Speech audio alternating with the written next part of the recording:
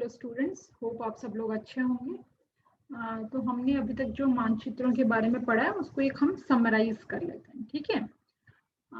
क्योंकि ये नोट्स मेरे पास हिंदी में अवेलेबल थे, इसीलिए पहले जो हमने डिस्कस किया था मोस्टली इंग्लिश में नोट्स थे, इसलिए मैंने सोचा हम इसको फिर से हम समराइज कर लेते हैं ताकि आपका फिर से रिविजन टाइप हो जाएगा। जो मानचित्र क्या होते हैं, मैप्स क्या होते हैं, तो जनरली आप लोग सब जानते ही हो। आप लोगों ने अपने सोशल स्टडीज के जो बुक्स होते हैं, सामाजिक विज्ञान की जो बुक्स होती हैं, उसमें हमेशा पृथ्वी या उसके जो भाग हैं उनको दर्शाते हुए मानचित्रों को हमेशा आपने ये देखा ही होगा। फिर पृथ्वी की जो है जिसको आप देखते हैं, इसका आकार की अगर हम बात करें कि इसका आकार कैसा है, शेप कैसा है, तो जियोइड शेप है इसका, ठीक है। यानी कि त्रिविम आकार का जियोइड शेप का आपको देखने के लिए मिलता है। यानी कि पृथ्वी पूरी गोल नहीं है, थोड़ी सी हल्की सी बल्ज है, थोड़ा सा एक बल्ज हमें देखने के लिए ये मिलता है। ये कहते हैं हमें पृथ्वी का जो ग्लोब है, ठीक है, इसके द्वारा जो पृथ्वी को वो उसका अगर हम 3D बोले, 3D शेप में प्रदर्शित किया गया है। दूसरी ओर अगर हम बात करें तो पृथ्वी को हम कागज पर भी चित्रित कर सकते हैं। तो पृथ्वी जो कि एक 3D फॉर्म में है, जो कि जियोइड फॉर्म में है, एक गोले के जैसे है, ठीक है, उसको जब हम पेपर के ऊपर कागज के ऊपर प्रदर्शित करते हैं अगर, या उसको चित्रित करते हैं, उसको द्विविम प्रस्तुति करते हैं अगर, उसकी द्विविम होता है 2D, ठीक है, 2 डायमेंशनल अगर उसका प्रस्तुत करते हैं तो ये क्या होता है, ये एक मानचित्र होता है। तो पृथ्वी की सभी आकृति उसका सही ही आकार एवं प्रकार से उसको दिखाना जो है असंभव है, इसलिए मानचित्र जो है वो मापनी से बना के आधार पर उसको घटाकर बनाया जाता है। और जनरली आपने कहते हैं मैप्स बहुत जगह देखे होंगे, हमेशा से आप लोग जब पढ़ते आ रहे हो तो आपने सोशल साइंस के बुक्स के अंदर, फिर हम लोगों के क्लास के अंदर भी बहुत सारे जो मैप्स रखे हैं उन सबको आपने देखा ही होगा कि किस तरीके से जो मानचित्र हैं वो आपको देखने के लिए मिलते हैं। और मानचित्रों के अंदर आप देखते हो कि कैसे कागज पर प्रत्येक बिंदु स्थल की वास्तविक जो स्थिति है उसको दिखाया होता है। इसके अलावा कई प्रकार के चिन्ह, प्रतीक, रंग, कलर, सिंबल्स, छाया, शेड्स जो है उसका उपयोग करके बहुत सारी जानकारी जो है, बहुत सारी इंफॉर्मेशन जो है उनके द्वारा दी जाती है। या फिर कहते हैं 2D के ऊपर उसका एक समतल पृष्ठ के ऊपर हर एक मापनी के द्वारा उसका वर्णात्मक, प्रतीकात्मक और व्यापीकृत जो निरूपण है वो हमें उनका देखने के लिए ये मिलता है। अभी आप इसी सेम मानचित्र को और 2D के अंदर किस तरीके से हमें देखने के लिए मिलता है वैसे आप देख सकते हैं। जैसे कि ये दिल्ली का मानचित्र बनाया गया है, ठीक है, तो दिल्ली जो है वो किस तरीके से उसका एक जो स्केच है ये पूरा बनाया गया है। तो ये वाले जो मानचित्र की अगर हम बात करें तो दिल्ली के पर्यावरण को बता रहा है, और ये दिल्ली की सभी ये जो सड़कें हैं, मेन उसका जो कनॉट प्लेस वाला जो क्षेत्र है उसको बता रहा है। ये इसकी रेलवे लाइन है, ये नीचे इसकी रोड्स वगैरह जो है बता रहा है। जनरली अगर हम बात करें तो मानचित्र से संबंधित कुछ शब्दावली, कुछ वर्ड्स का यूज होता है, जैसे जियोइड। जियोइड जो है ये पृथ्वी का जो आकार है उसको हम क्या बोलते हैं, जियोइड बोलते हैं। The shape of earth is called geoid. फिर है प्रधान बिंदु, मेजर जो डायरेक्शंस कौन सी होती हैं, तो उत्तर, दक्षिण, पूर्व और पश्चिम होती है, यानी कि नॉर्थ, साउथ, ईस्ट और वेस्ट हमें देखने के लिए मिलती है। फिर भूसंपत्ति मानचित्र, भूसंपत्ति मानचित्र जो होते हैं ये प्रॉपर्टी मैप्स होते हैं। प्रॉपर्टी मैप्स जो है ये 1:500, 1:4000 के आधार पर दिखाए जाते हैं।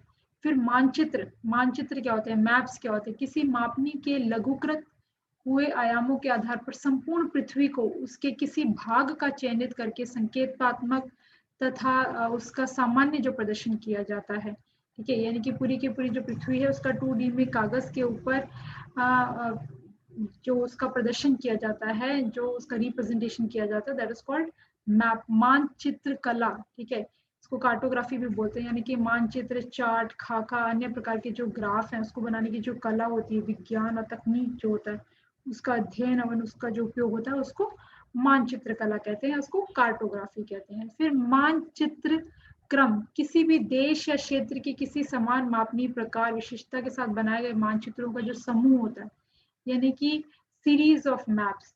जैसे कि समझ लीजिए सिलवासा के ही मैप्स बनाए हों कहीं पे, ये उसमें सिलवासा के पहले तो जो म्यूनिसिपल कॉर्पोरेशंस हैं उनके बारे में, सिलवासा के जो बाउंड्रीज हैं विलेजेस हैं उनको दिखाया गया, फिर रोड्स के कहते हैं मैप हो, यहाँ पे सड़कें जो है उन सबका हो। वो तीसरा जो है यहाँ पे मिलने वाली मिट्टियों के, सॉइल्स के हो, यहाँ पे मिलने वाले खेती वाले क्षेत्र के, मुख्य अनाज या मुख्य कहाँ पे कौन सी चीज की खेती की जा रही है। फिर पांचवा हो कहते हैं यहाँ की बरसात के अनुसार कहाँ पे कितनी बारिश हो रही है। फिर यहाँ पे मिलने वाले तापमान के अनुसार हो फिर यहाँ पे मिलने वाले जो उद्योग हैं कहाँ पर कौन सा उद्योग है। ठीक है, तो ये सब, ये सारे के सारे सिलवासा के एक साथ जो मैप्स हैं उन्हें हम क्या बोलेंगे, मानचित्र क्रम, यानी कि सीरीज ऑफ मैप्स। देन मानचित्र प्रक्षेप, ये गोलाकार सतह के समतल स्तर पर प्रदर्शित करने की प्रणाली होती है। ये यानी कि पृथ्वी जो कि जियोइड शेप में है उसको एक समतल शेप के ऊपर उसको जो प्रेजेंट किया जाता है उसे मानचित्र प्रक्षेप कहा जाता है। मापनी, मापनी स्केल होता है। एक मानचित्र खाका या छायाचित्र पर दी गई दूरी को वास्तविक दूरी के बीच अनुपात, यानी कि असली में पृथ्वी के ऊपर जितनी दूरी है उसमें और एक जो हम मानचित्र बना रहे हैं उस दूरी के बीच का जो संबंध होगा, ठीक है, उसके बीच का जो अनुपात जो बताता है, जो रेशियो जो बताता है, दैट इज मापनी। फिर रेखा चित्र, वास्तविक मापनी या अभिविन्यास के बिना मुक्त हस्त द्वारा खींची गई सरल मानचित्र, यानी कि ऐसा हैंडमेड जिन्हें बोलते हैं मैप्स। ऐसे मैप्स में आप एग्जैक्ट आप डिस्टेंस नहीं नाप रहे हो, लेकिन आप मतलब हूबहू वैसा ही मैप बना रहे हो जैसा कि जनरली आप एग्जाम्स के अंदर बनाते हो। देन व्यापकीकरण मानचित्र, मानचित्र की आकृतियों का सरल प्रदर्शन जो किसी मापनीय उद्देश्य के उपयुक्त हो एवं उसके वास्तविक रूप को प्रभावित नहीं करता हो यानी कि इस तरीके के मानचित्र बनाना जो कि इजीली बनाए जा सके हैं और साथ ही साथ उसमें मापनी का भी उपयोग हो और वो वास्तविक जो स्वरूप है जैसा मानचित्र का होगा वो उससे प्रभावित नहीं हो रहा हो, तो उन्हें ये आपके व्यापकीकरण मानचित्र कहते हैं। तो हम देखते हैं मानचित्र बनाने की अनिवार्यताएं, यानी कि कोई भी जो मैप्स बनाए जाते हैं तो उन मैप को बनाने के लिए क्या चीजें अनिवार्य हैं, क्या चीजें आवश्यक हैं।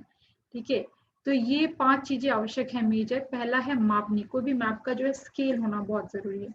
दूसरा है मानचित्र प्रक्षेप, ठीक है, ये कि मानचित्र का क्या प्रक्षेप है वो हो। तीसरा है मानचित्र का व्यापकीकरण। फिर चौथा है मानचित्र की अभिकल्पना। हाँ, पांचवा है मानचित्र का निर्माण एवं प्रस्तुति। तो मानचित्र की मापनी की अगर हम बात करें, कि मानचित्र सभी मानचित्र जो लघुकरण करके बनाए जाते हैं, एग्जैक्ट जो जमीन के ऊपर दूरी है उसको आप कितना छोटा करके कागज के ऊपर दिखा रहे हो, उसके लिए क्या आप स्केल जो चूज करते हो वो बहुत ही महत्वपूर्ण होता है। ठीक है, तो मापनी के आधार पर निर्धारित होता है कि एक मानचित्र के अंदर कितनी सूचनाएं मिलेंगी, विषय वस्तु एवं वास्तविकताओं का समावेश किस हद तक संभव होगा, यानी कि कितनी इंफॉर्मेशन मिलेंगी।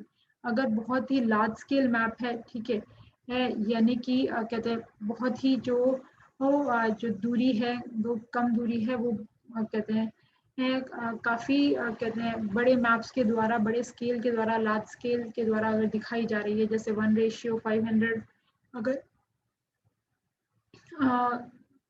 किलोमीटर है, तो फिर वो उसको अगर आप देखो तो ये ऐसे मैप्स आप देखोगे कि ज्यादा इंफॉर्मेशन दे रहे हैं। हर कहते हैं घर का नक्शा या सड़कें, ये सब उसके अंदर इजीली बताए जा सकते हैं। ठीक है, तो इससे उसमें क्या क्या सूचना, क्या क्या इंफॉर्मेशन मिल रही है, इन सब के बारे में पता चल पाता है। फिर है मानचित्र प्रक्षेप। हम लोग जानते हैं कि पृथ्वी जो है एक त्रिवम सतह है, ठीक है, 3 डायमेंशनल है। कागज के ऊपर 3 डायमेंशनल को एग्जैक्टली 2 डायमेंशनल प्रेजेंट करना, यानी कि जियोइड को चपटी सतह के रूप में प्रदर्शित करना जो होता है, इसे मानचित्र कला का प्रक्रम का दूसरा महत्व कहते हैं, जिसके लिए हमें चाहिए कि मूलभूत से जियोइड के जो वास्तविक उसके जो स्वरूप है, उसकी दिशाएं हैं, डायरेक्शंस हैं, दूरियां, क्षेत्र, आकार जो है उसके अंदर किसी प्रकार का परिवर्तन ना हो, और हम इस प्रकार से एक चूज करें कि हम कौन सा प्रोजेक्शन यूज कर रहे हैं, इसको प्रोजेक्शन बोलते हैं प्रक्षेप को। और प्रोजेक्शन के अकॉर्डिंग, जैसे कि एक गोलाकार सतह को या समतल सतह पर दर्शाने की प्रणाली जो होती है उसे हम प्रोजेक्शन कहते हैं। सही प्रोजेक्शन का यूज करें, सही प्रक्षेपों का चयन, उपयोग और निर्माण करके मानचित्र बनाना एक बहुत ही महत्वपूर्ण चीज होता है। फिर तीसरा आता है मानचित्र का व्यापकीकरण। प्रत्येक मानचित्र एक निश्चित उद्देश्य के साथ बनाया जाता है, ठीक है, या सामान्यतः उद्देश्य होता है, जैसे कोई भी मैप अगर आप बना रहे हो तो पर्टिकुलर रीजन से बना रहे हो, पर्पस से बना रहे हो, जैसे कि या तो वो रिलीफ मैप है, उच्चावत मैप है, आप ऊंचाई बता रहे हो, कहाँ ऊंचाई ज्यादा है, कहाँ कम है, ढलाव कैसा, या आप वहाँ ड्रेनेज बता रहे हो, वहाँ पे बहने वाली नदियाँ, नदियों की उप नदियाँ, नदी कहाँ से कहाँ बह रही है वो बता रहे हैं, या फिर वनस्पति, किसी जगह पे मिलने वाली वनस्पति के बारे में बता रहे हैं, वहाँ के फॉरेस्ट कवर के बारे में बता रहे हैं, वेजिटेशन के बारे में बता रहे हैं, बस्ती, वहाँ के सेटलमेंट के बारे में बता रहे हैं, कहाँ पे शहर है, कहाँ पे गांव है, कौन सा गांव है। फिर ट्रांसपोर्टेशन मैप बना रहे हैं, यानी कि परिवहन के साधनों का बना रहे हैं, यानी कि यातायात संबंधित सूचनाएं दे रही है। तो किसी विशेष उद्देश्य के साथ एक जो मानचित्र बनाया जाता है, किसी विषय वस्तु का चुनाव करते हैं उसके अंदर, या जनसंख्या का घनत्व हो सकता है, मिट्टी के प्रकार हो सकते हैं, पॉपुलेशन डेंसिटी हो सकता है, सॉइल टाइप्स हो सकते हैं, टाइप्स ऑफ कहते हैं इंडस्ट्रीज हो सकते हैं, उद्योगों की स्थिति, इसके संबंधित जानकारी हो सकती है। तो इन सब को एक निश्चित रूप से उसका एक लघुकृत एक मापनी तैयार करना, उसके लिए स्मॉल स्केल मैप्स का जनरली यूज किया जाता है। स्मॉल स्केल मैप का यूज करके उसमें एक जो भी आंकड़े हैं, जो भी हमारे पास डेटा है, जो भी इंफॉर्मेशन है, सूचना है, उसको एकत्रित करके सरल रूप के अंदर जो हम प्रदर्शित करते हैं, उसे हम मानचित्र का व्यापकीकरण कहते हैं। ये जैसे आपको अलग अलग मैप्स देखने के लिए मिलेंगे। ये कहते हैं, ये टोपो शीट है दिल्ली का, ठीक है, NH43 टोपो शीट है। इसमें दिल्ली के पूरे क्षेत्र का सब कुछ बता रहा है। देखिए ये रेलवे लाइन बता रहा है, ये सड़क बता रहे हैं, ठीक है, ये यहाँ पे नदी जो जा रही है, यमुना नदी के बारे में है इसके अंदर। फिर यहाँ से जो कैनाल जा रही है, नहर जा रही है, अपर गंगा कैनाल, ठीक है। ये जो है ये पॉलिटिकल बाउंड्रीज इसके अंदर दी हैं, कहाँ पे कुतुब मीनार है, इन सब के बारे में भी यहाँ पे इंफॉर्मेशन है। मेजर कोई भी जो क्षेत्र है उनके बारे में इंफॉर्मेशन है। ये भी दिल्ली का ही टोपो शीट है, ये टोपो शीट नंबर 53H है। टोपो शीट जो आपको बताया था, कहते हैं टोपोग्राफी के बारे में, भूस्थलाकृति वाले जो मानचित्र थे, ठीक है, ये भी टोपो शीट 53H/2 है। ये गाइड मैप है, ठीक है, यानी कि इसके अंदर मेनली जो फोकस किया गया है किस रस्तों के ऊपर और जगह के ऊपर, जैसे ये मॉडर्न हाई स्कूल है, ये कैनाट प्लेस है, ये शॉपिंग एरिया है, ठीक है, ये गवर्नमेंट इंडिया प्रेस वाला रीजन है, ये सब रोड्स हैं यहाँ पे जो देखिए, यहाँ रोड्स का नाम भी यहाँ पे लिखा है ताकि आपको कहीं से कहीं जाना, जैसे फिरोज शाह सड़क है, ये कुजरॉन रोड है, कहीं से कहीं भी आप जा रहे हो, वो दिल्ली के अंदर घूम रहे हो, आपके हाथ में मानचित्र हो तो आप इजीली घूम सकते हैं। लेकिन आज के तारीख में इसकी जरूरत नहीं पड़ती, क्योंकि आपके पास गूगल मैप्स होते हैं, तो उसमें भी इजीली सब सारे नाम आ जाते हैं और सब रास्ते भी आ जाते हैं। फिर है मानचित्र की अभिकल्पना। मानचित्र का चौथा महत्वपूर्ण कार्य जो होता है, मानचित्र की अभिकल्पना होती है। इसमें मानचित्रों के आलेखिक विशेषताओं को योजनाबद्ध किया जाता है, जिसमें शामिल उचित जो संकेत हैं उनका चयन किया जाता है, उनके आकार, प्रकार, लिखावट का तरीका, रेखा की चौड़ाई का निर्धारण, रेखाओं, रंगों का चयन। मानचित्र में मानचित्र अभिकल्पना के विभिन्न जो तत्व होते हैं उनकी व्यवस्था और रूढ़ चिन्ह, इन जो है इनके कहते हैं उनके क्या सिद्धांत है, उनकी गहन जानकारी लेके बताना है। जैसे कि आपको कहते हैं पहले हमने डिस्कस किया था, पर्टिकुलर कुछ निशान है, कुछ चिन्ह है, सड़क, पक्की सड़क कैसे बताई जाती है, कच्ची सड़क कैसे बनाई जाती है, ब्रॉड गेज रेलवे लाइन कैसे बनाया जाता है, ठीक है, फिर सिंगल लेन ब्रॉड कहते हैं रेलवे लाइन किस तरीके से बताया जाता है, नहर किस तरीके से बताई जाती है, नदी किस तरीके से बताई जाती है, गांव कैसे बताए जाते हैं, मंदिर कैसे बताए जाते हैं मैप के अंदर, मस्जिद कैसे बताए जाते हैं, या फिर कोई भी रंगों का, कलर्स का जो यूज किया जा रहा है,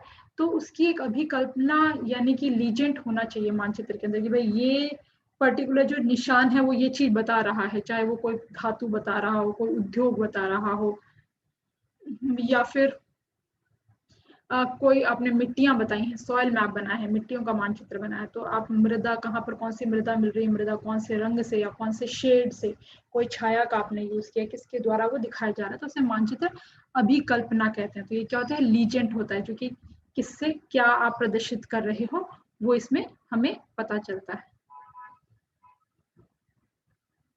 जैसे कि हम देख लेते हैं आपको ताकि आपको इजीली समझ में, जैसे कि देखिए यहाँ पे ये ढणाव बता रहा है, तो डॉट डॉट लेस देन 10 ढणाव है, 10 से 20 ढणाव है, तो ये डैश डैश डैश, ठीक है, तो ये डॉट डॉट डॉट यहाँ पे कितना है, 10 से कम है ढलाव, ठीक है, 10 मीटर प्रति किलोमीटर के अनुसार। और ये डैश डैश डैश लाइन यहाँ पे ढलाव कितना है, 10 से 20। ये आड़ी जो 20 से 80 ढलाव है यहाँ पे, ठीक है, यानी कि यहाँ पे 20 से 80 ढलाव है। ये गोला गोला 80 से 150 ढलाव है, 80 to 150 ढलाव है। ये स्ट्रेट लाइंस की अगर हम बात करें तो ये बता रहा है 150 to 300 ढलाव बता रहा है, ये 150 to 300। तो ये क्या है, अभिकल्पना, ये क्या है, लेजेंड।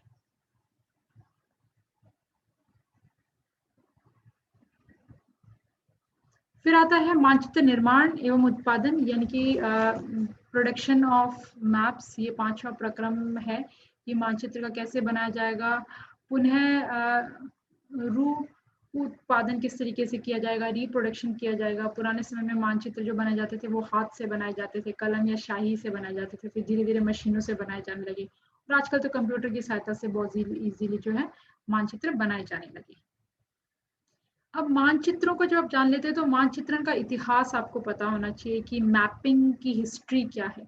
मैपिंग की हिस्ट्री की अगर हम बात करें तो मानचित्रण का जो इतिहास है मानव के इतिहास के जितना ही पुराना है। जब से मानव आए तब से ही हमें मानचित्र देखने के लिए मिलते हैं। सबसे पुराना जो मानचित्र है वो मेसोपोटामिया के अंदर पाया गया था, जो कि चिकनी मिट्टी की एक टिकिया थी, यानी कि चीका मिट्टी का एक स्लेट था, उसके ऊपर बना हुआ था। और ये 2500 ईसा पूर्व 2500 बीसी बिफोर बीसी ये मैप बना हुआ हमें देखने के लिए मिला। विश्व का टॉमी के द्वारा निर्मित मानचित्र इसमें दिखाया गया। आधुनिक मानचित्र की जो नींव है, यानी कि मॉडर्न मैपिंग की अगर हम नींव की बात करें तो वो अरब और यूनान के जो ज्योग्राफर्स थे, भूगोलविद थे, उन्होंने रखी थी। इन्होंने पृथ्वी की परिधि का नाप किया, मानचित्र बनाने के भौगोलिक निर्देशांक की पद्धति का भी उपयोग इन्होंने किया। इसमें भी महत्वपूर्ण उद्योग हमें जो योगदान है वो यूनानी और अरब भूगोलविदों का देखने के लिए मिलता है। आधुनिक काल के आरंभिक दौर में अगर हम बात करें, मानचित्र बनाने की जो कला एवं विज्ञान का पुनर्जीवन हमें देखने के लिए मिला, जिसमें जियोइड को समतल क्षेत्र पे प्रदर्शित करने के परिवर्तन किस तरीके से अच्छे प्रयास किए गए कि इसमें कम से कम परिवर्तन हो, सही दिशा, दूरी, क्षेत्रफल, परिपशु माप और विभिन्न प्रकार के प्रक्षेपों के द्वारा मानचित्र बना हुआ हमें देखने के लिए मिला। फिर जब एरियल फोटोग्राफी आई, ठीक है, एरियल फोटोग्राफी मतलब आप जैसे हेलीकॉप्टर से या कहते हैं आप छत के ऊपर खड़े होकर नीचे की जमीन की फोटो खींच रहे हैं, उसको एरियल फोटोग्राफी बोलते हैं। वायव्य फोटोग्राफी, एरियल फोटोग्राफी के द्वारा सतह के जो सर्वेक्षण के तैयारों का जो सहयोग मिला, ये जनरली 19वीं से 20वीं शताब्दी में या फिर जब विश्व युद्ध हुए तब ये कार्य शुरू हुआ, इसके अंदर तेजी हमें देखने के लिए मिली। भारत के अंदर अगर हम बात करें तो वैदिक काल, ठीक है, से ही मानचित्र बनाने की कला हमें देखने के लिए मिलती है। जब खगोलीय यथार्थ और ब्रह्मांडीय रहस्य उद्घाटक के प्रयत्न किए जा रहे, तब आर्यभट्ट, वाराहमिहिर, भास्कर, इन्होंने अपने पौराणिक ग्रंथों की इनकी अभिव्यक्तियों सिद्धांत के नियम को अगर हम देखें तो इसमें भारतीय प्राचीन जो विद्वान हैं उन्होंने पूरे विश्व को 7 द्वीपों के अंदर बांटा है। ये भी एक चित्र के द्वारा यहाँ पे बताया गया 1.5 में आप देखेंगे। ये टॉमली ने जो, यानी कि सबसे पहला जो हमें विश्व का मानचित्र जो देखने के लिए मिलता है, ठीक है, सबसे पुराना, वो ये विश्व का मानचित्र बनाया गया था, विश्व को इस तरीके से बनाया गया था, ठीक है। फिर जो भारत की प्राचीन विश्व मानचित्र की हम कल्पना देखें तो उसमें 7 द्वीप देखने के लिए मिलते हैं। उसमें ऑलमोस्ट देखिए काफी सही है, लेकिन द्वीपों के नाम अलग अलग थे। पुष्का द्वीप, सका द्वीप, फिर समालिया द्वीप, पलास्का द्वीप, पुसा द्वीप, भारत खंड, जम्बू द्वीप और करूचा द्वीप। ये हमारे जो वेद हैं उसमें इस तरीके से ये जो हमें विश्व की मानचित्र मिलता है। ऐसे महाभारत के अंदर जो विश्व का मानचित्र बनाया गया वो इस तरीके से बनाया गया, जिसमें मिल्की ओशन, बाहर चारों तरफ समुद्र बताया गया, लवणीय समुद्र बताया गया, फिर उसके अंदर अर्थप्रता, वर्षा, सरंगवा, हीरसंगायिका, वर्षा, सवेता, फिर श्वेता वर्षा, नीला, ईलावर्त्या, बीच में मेरू, ठीक है। इस तरीके से ये जो है इन्होंने विश्व का मानचित्र बनाया था। यहाँ पे गांधा मंड्याना, मल्याना और उत्तर कुरु द्वीपा, ठीक है, ये सारे जो है द्वीप इन्होंने इसके अंदर बताए थे। तो जो महाभारत के काल में विश्व बनाया गया, उसमें विश्व के चारों तरफ जो है वो पानी का जल का घेरा माना गया, और माना गया बीच में जो है सारी जमीन है।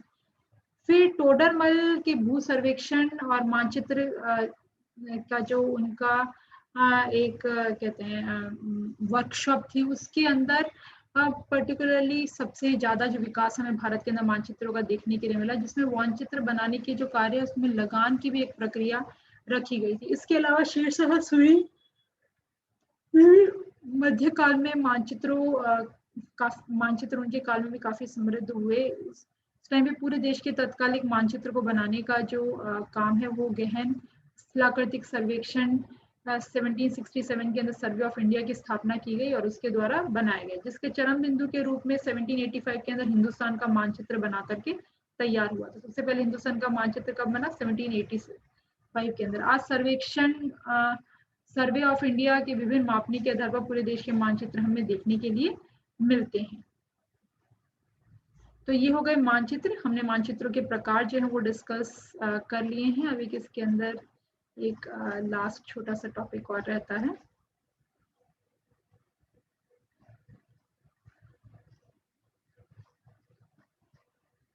ये है मानचित्रों का उपयोग, ठीक है, यानी कि यूजेस ऑफ मैप्स।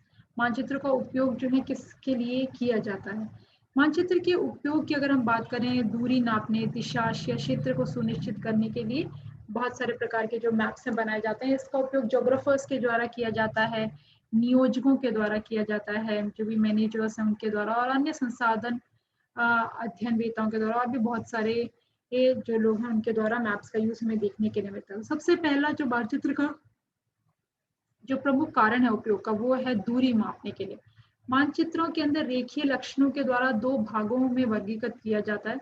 इसमें सीधी रेखाओं और अव्यवस्थित या टेढ़ी मेढ़ी रेखाएं होती हैं। सीधी रेखाएं जो होती हैं वो जनरली उसका उपयोग सड़कें बताने के लिए, रेल की पटरियां या नहर को बताने के लिए किया जाता है, और एक विभाजक चांदे की सहायता से या मानचित्र की सतह पर मापनी को रख करके हम इसे माप सकते हैं। ठीक है, एक आपके पास स्केल हो, स्केल से आप नाप सकते हैं कितनी दूरी है, फिर वो जैसा स्केल में दिया है, जो स्केल मानचित्र के नीचे बना होता है मापनी, उसके अनुसार आप उसके अंदर कन्वर्ट करके डिस्टेंस जो है नाप सकते हैं। लेकिन दूरियों को मापने के लिए अगर हम देखिए, अव्यवस्थित जैसे रास्ते होते हैं, जैसे तटीय किनारा, दरियाई किनारा, नदियां, यानी कि आपके कोस्टल एरियाज या फिर रिवर्स हैं, धाराएं हैं, इनको नापने के लिए अगर हम बात करें तो एक छोर पे धागा रख के, वो जिस तरीके से टेढ़ा मेढ़ा है वहां सारे में धागा रख के प्रारंभिक बिंदु से आखिरी बिंदु तक, फिर उस धागे की कितनी लंबाई है, ठीक है, वो मापनी के ऊपर कितनी लंबाई होगी उसकी, इस तरीके से इसका उपयोग किया जा सकता है। इसके लिए एक यंत्र भी आता है, सॉरी, इसका नाम है वक्र रेखा मापी यंत्र। इसके द्वारा भी हम इजीली इसको घुमा करके एक रास्ते से दूसरे रास्ते की दूरी जो है वो नाप सकते हैं। फिर आता है दिशा का मापन। कोई भी जब मानचित्र बनाया जाता है तो उसके अंदर दिशा जरूर बताई जाती है, ठीक है, दिशा का संकेत जरूर किया जाता है। दिशा मानचित्र का एक काल्पनिक सीधी रेखा होती है जो कि एक समान आधार से दिशा के कोणीय स्थिति को प्रदर्शित करती है, ठीक है। उत्तर दिशा की ओर संकेत करने वाली रेखा बिंदु को शून्य दिशा या आधार दिशा रेखा कहते हैं। एक मानचित्र सदैव उत्तर दिशा दिखाता है। जनरली जो है मैप्स क्या दिखाते हैं? उत्तर दिशा दिखाते हैं। अन्य सभी दिशाओं का निर्धारण इसके संबंध में किया जा सकता है। सामान्यतः 4 दिशाएं मानी जाती हैं: उत्तर, दक्षिण, पूर्व, पश्चिम। तो मेजर 4 डायरेक्शंस होती हैं: north, south, east and west. और मेजर जो है एक मैप कौन सी डायरेक्शन दिखाता है? नॉर्थ डायरेक्शन दिखाता है। इसे कार्डिनल पॉइंट भी कहते हैं या दिग बिंदु भी कहा जाता है। प्रधान दिग बिंदुओं के बीच अन्य कई सारी और दिशाएं होती हैं जिसके द्वारा और दूसरी दिशाओं का पता लगा सकते हैं।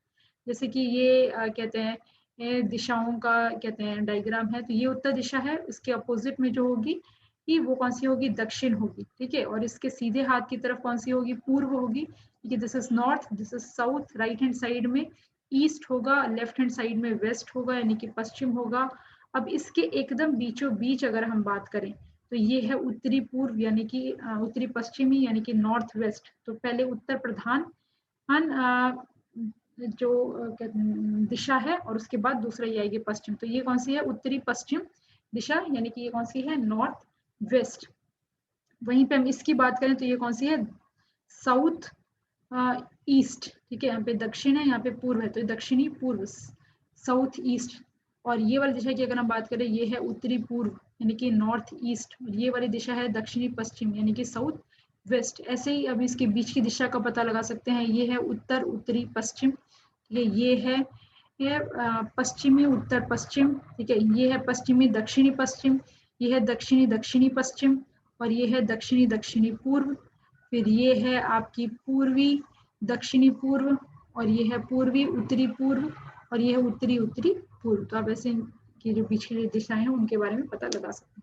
फिर है क्षेत्र का मापन। आप प्रशासनिक इकाई या भौगोलिक इकाई जैसे कि आकृतियों का मापन मानचित्र की सतह पर करते हैं, ऐसे मानचित्र उपयोगकर्ताओं के द्वारा जो क्षेत्रों के विभिन्न तरीकों से नापा जा सकता है।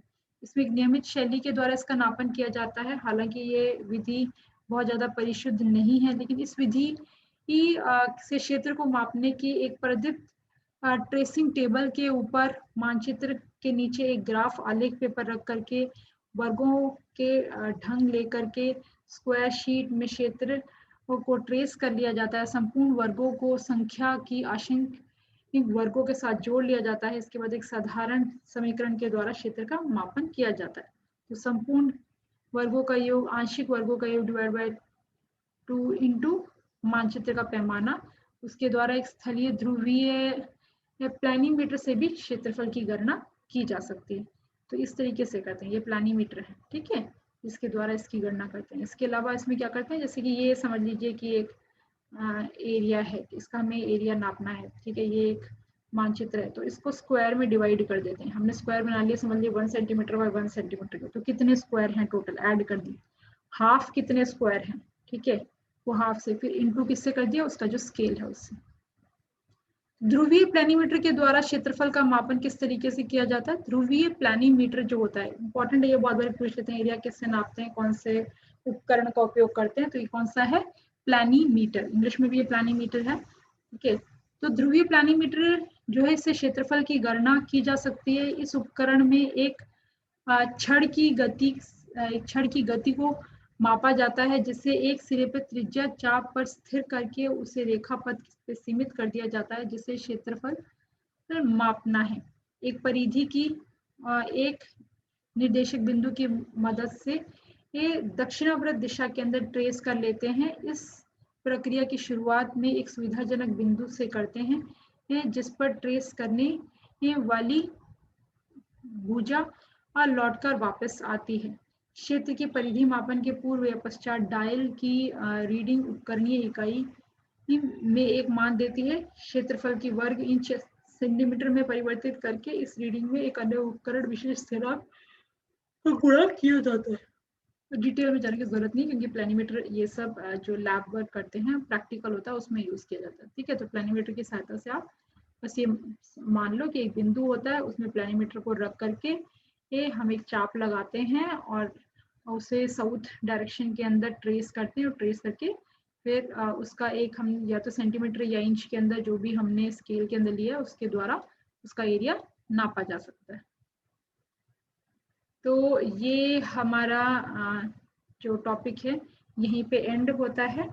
नेक्स्ट कहते हैं, अभी हमारा सिलेबस जो है कंप्लीट हो गया है, तो अब से हम जो है टेस्ट सीरीज शुरू करेंगे, और जल्दी ही आप लोग जो भी असाइनमेंट दिए हैं आप लोग वो कंप्लीट करके आप लोगों के गूगल क्लासरूम के ऊपर अपलोड कर दें, ताकि मैं उसको चेक करके आपके मार्क्स दे सकूं, ठीक है। Thank you students and have a nice day.